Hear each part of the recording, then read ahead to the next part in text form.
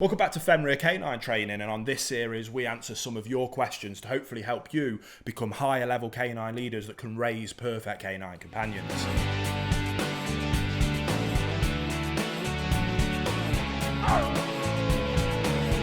Welcome back, guys, and if this is your first time here, I'm Will, I'm a canine behaviourist, I'm the founder of behaviourist.com. This is my wonderful wife Rachel, and on these videos you guys have sent your questions on Instagram. Rachel's gone through all those questions, she picks some out at random, asks me, and hopefully I'll be able to help you. They can be anything that you want whatsoever, from breed questions to training, behaviour modification, psychology, dog business, anything you want.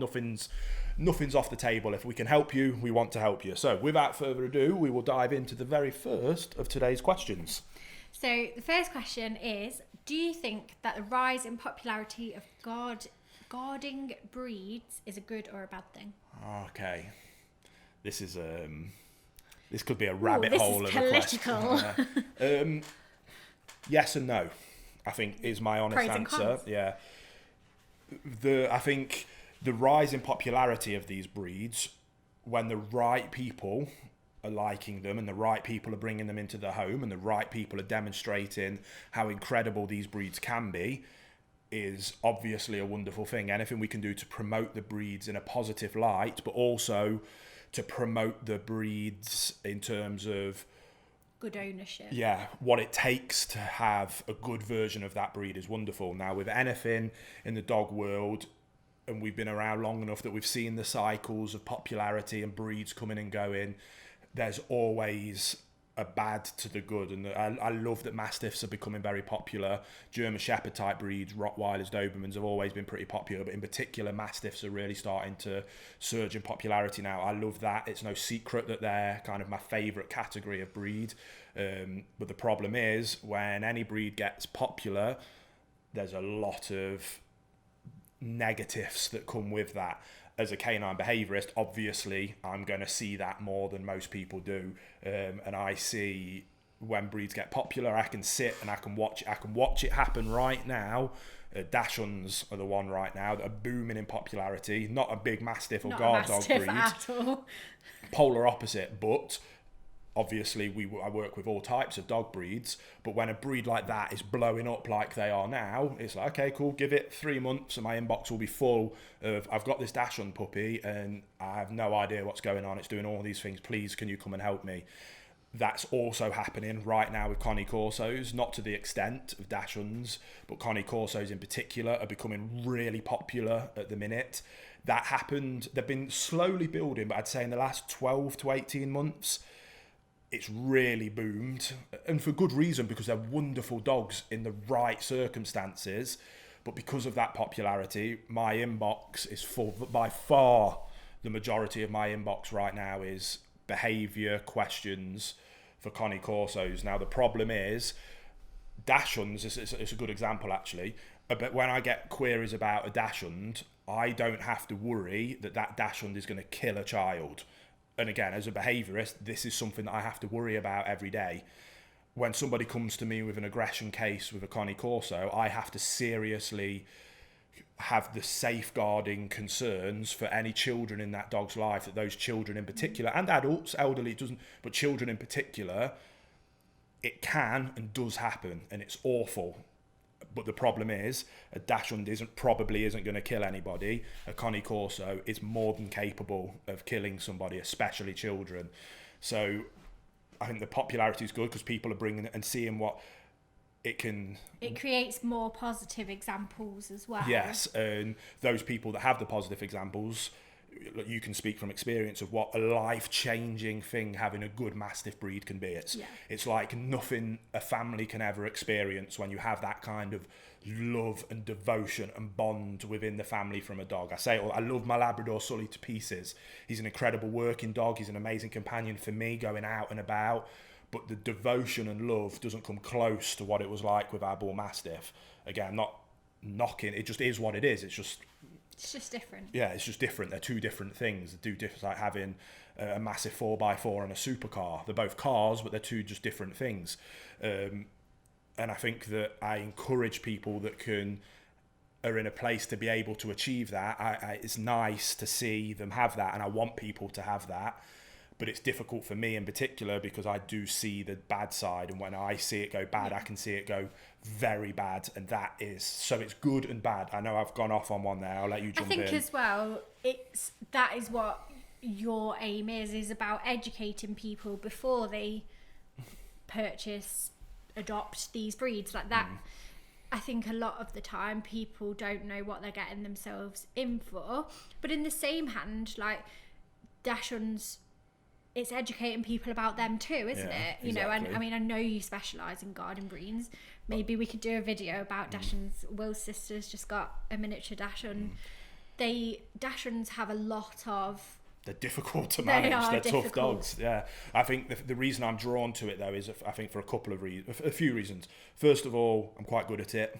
I don't mean to sound big-headed, but I'm good with working with those breeds. Secondly, the vast majority of professionals won't work with them, which leaves it in a very larger difficult... breeds you're talking yeah, about. I get a lot of people that come to me off the back of being refused by 6, 7, 8. How many did someone say they had approached? Someone said 60. I take that with a pinch of that salt. might have been a typo. Yeah, it might have been 6. Yeah, but even if it was six professional trainers refuse to work with a Connie Corso, then they come to me. So that's another reason I take so much pride in these breeds. And then thirdly, because of how bad it can go, like I mentioned, with a Dachshund, okay, it sucks that you're going through that.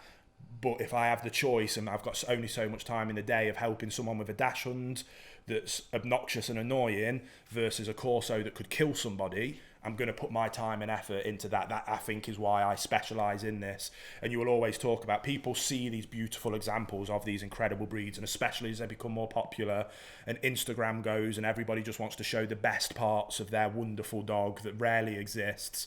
Same on YouTube. I try and be completely open and honest that it's not all fairies and butterflies, but what we like to do is, I think people see that, and I talk about that's a perfect canine companion. I use that term all the time. People see that and want that, but I always talk about the two things that come before that. You'll hear it in all of the intros of my videos. Choosing the perfect breed for you, how to become a high-level canine leader that is capable of raising a perfect canine companion, and that's what we do. Yeah. We focus on breed selection because there's a lot of people that aren't suitable for these breeds. If you are, then I'm going to help you become a high-level canine leader, and then you're going to have a perfect. But to think you can just jump in at the end point isn't true. I think a lot of people see a perfect example and think that means that's the right breed. Yeah, but it doesn't. It means that person's put the effort into that breed. Like, you can get to that level with any breed if you put the work in and adapt it correctly. Amen. Preach, Rach, preach. Yeah, I couldn't have worded it better myself. Like I say, it's easy, and it's the same with anything on social media, isn't it? It's the reason I'm kids, not on, isn't it? Yeah, I mean, you don't share the pictures of your kids having a massive tantrum on the floor. But I don't have any personal social media whatsoever. No Facebook, no Twitter, no Instagram. We've got the business stuff, and Rachel manages that. I don't look at it whatsoever because I don't like because everybody portrays this idealistic world and version of their lives. A lot of that is often their dogs as well. So they're not going to share that their dog is aggressive or can't walk or to heel or can't do a good recall, but they're going to share that glorious picture that they took. And I think that gives people that kind of issue with social media as a whole, as well as people seeing these good, the ones that are genuine good examples and just thinking that, well, then that must be what that breed is like. And it's like, no, it's not at all. It's because of the effort that leader and that owner put into to achieve that level of success. So that's why everything I do is kind of boiled down to this topic, because I'm so passionate and I care so deeply about these guard dog breeds. And it is a catch-22 really for us, isn't it? Yeah. So I love when I see families. We love guard dog breeds. We love seeing them out and about. Yeah, but I love seeing, and when people come to me, I've got goosebumps thinking about it. When someone sends Rachel a message on Instagram and she'll show it me, and it's a young family with young kids that got a Connie Corso or a Bull Mastiff from watching our videos, and then they've followed our perfect puppy course, and now they've got this life-changing dog in their homes. It's the best thing in the world for us. It makes everything we do, the 14-hour days I do every day, that makes it all worth it. But unfortunately, I will then read that and go, that's amazing. That's the highlight of my day. I open my emails and there's 15 new emails in the last hour about a Connie Corso that's attacked a child or has killed an animal or is X, Y, or Z, you name it. And it's very much a catch-22 for me. So if my answer is to the question, very long story short, what do I think about the rise in popularity? It's good and bad. And we're trying to do whatever we can do to help address the bad or at least stop the bad from happening in the first place.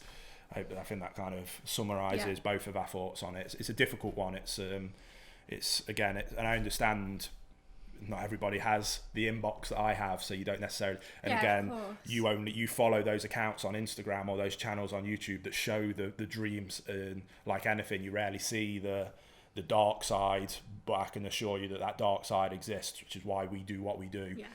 So I think that's that. Should we wrap that up with one question today, or do you want to ask another one? Was it a short one, the second one? Short one? Yeah, we'll do another quick question. So hopefully I don't want to end this on, I feel like that was a little bit negative. And I hope it makes sense why Rachel finds that question. Like I say, it comes from any time I give any tough love to anybody, any time I tell people you should not have one of these breeds, it comes from a place of caring about that person, not wanting them to go through what is an awful situation, isn't it, when people go through something like that. And that potential and dog then, as obviously, well. for the dog, I don't want a dog to have to live in that level of that state that dog is in if they're displaying those kind of behaviours. So it always comes from a place of care and love and wanting everybody to be happy and dogs to be happy. Yeah. So, cool. Okay, just a quick one then.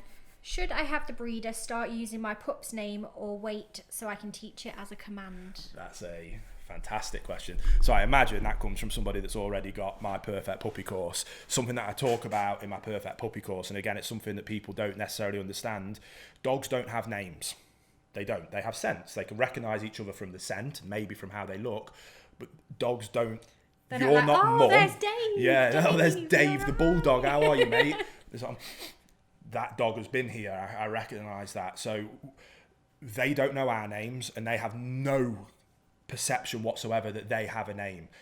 Now, when I teach people in the Perfect Puppy course how to utilise a name is nothing more than a command of look at me because I'm about to ask you to do something. Now, usually when we use our dog's name, we want it to be, Sully's down there, he's probably going to do it. But I won't use Sully, he's fast asleep, we'll leave him be. Yeah. Let's take an example, Dave. It might be Dave, sit. So what I've done there is I've said, Dave, that command, look at me because I want you to do something in a minute, sit. Now I want you to do that. That's all a name is. It's look at me because as your leader, I'm about to give you some guidance and direction. And there is a way of teaching a dog that's what it is. So just how we teach a dog to sit, we mark it with the term sit, we also teach a dog to look up to us and mark that with their name. That's all a name is to a dog. And again, the more we anthropomorphize, do you know what that word means? I do know what that word means. Explain. That's like turning them into humans. Yeah, attributing kind of like human emotions or characteristics onto an animal. It's a huge problem in canine leadership and ownership. The more we're doing that, which we are being dog moms and dog dads and dogs being our babies, the more we do that, the more that has quite serious knock-on effects. This is a minor one, but we need to understand that dog doesn't have any idea that it has a name. So in terms of whether you should get the breeder to do it? So would you don't think you should. I don't think you should. Oh, I think certain breeders you could explain, but they've got so much on their plate already. Yeah. If there was something you could ask for the breeder to do, it's socialise them really well, handle them as much as possible. They would be the things. If they could do anything more, toilet training, some breeders will do some toilet training for you, which is really good. It can help you along massively. Don't burden them with getting them to use their name. And again, a lot of breeders, even very good breeders, don't quite understand that concept that a name is a command.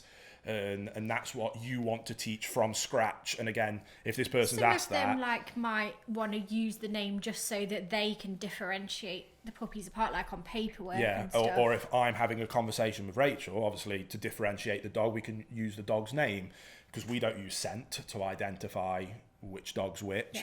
But in terms of when we're communicating with our dogs, the dog's name is merely a command to look at me because another command is on its way. But if the breeder did start using the name, it's not completely ruined, right? You can just train that when they come home. Yeah, and just don't tell the breeder what the name's going to be, would be probably my But I'm saying answer. if people already have. Yeah, then it's not the end of the world. Yeah, you can rework that name to mark a new command with it. It's not the end of the world, no.